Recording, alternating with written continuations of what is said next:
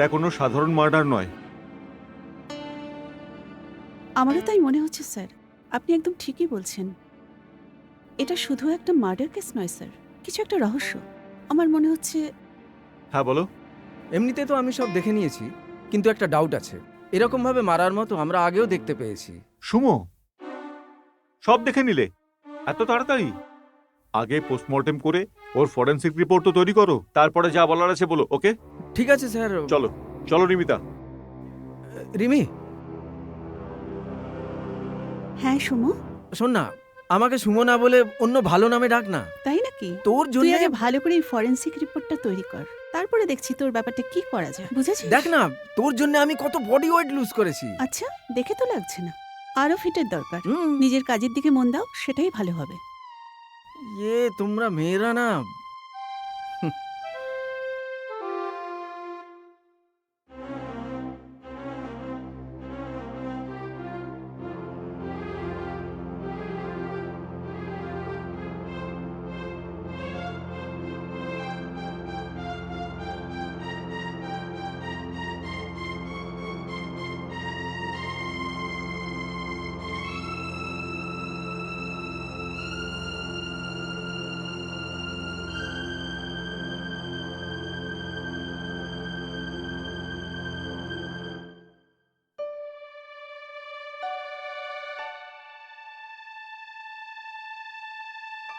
বুঝতেই পারছি না ওর সাথে এরকম কে করলো।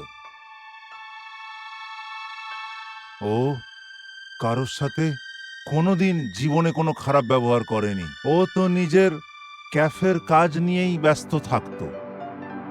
ক্যাফে ছাড়া ওর জীবনে আর কিছুই ছিল না। ওর মায়ের মারা যাওয়ার পরে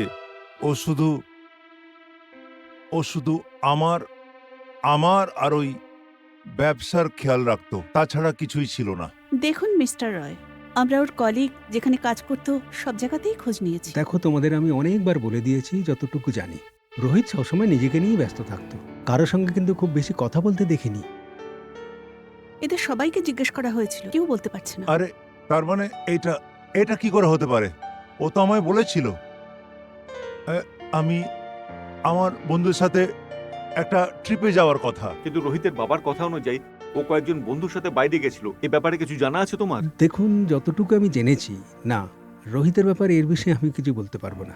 তোমরা কি কিছুই জানতে না যে ও কার সাথে যেত?